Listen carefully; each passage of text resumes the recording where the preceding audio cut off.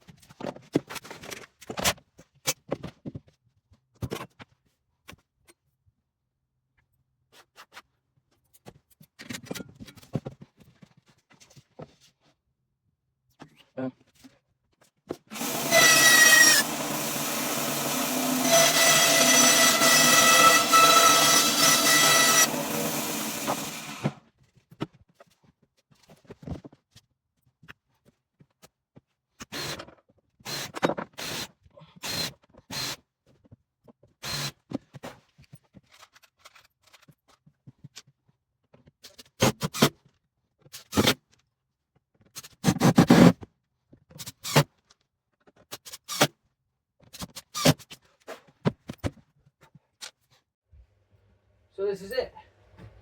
We're done. I've got a workshop that can be used. Clear surface 1, clear surface 2, clear surface other than the miter saw, which is what it's for, 3, clear surface 4.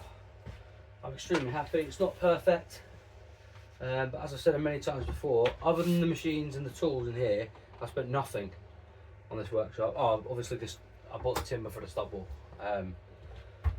but I didn't want to put that up. I had to put that up. I didn't have a choice, unfortunately. Spent nothing. Everything is recycled timber. The workbenches, all that. That's why they're all rubbish. But yeah, all done. Just in time for the big job I've got to do next week,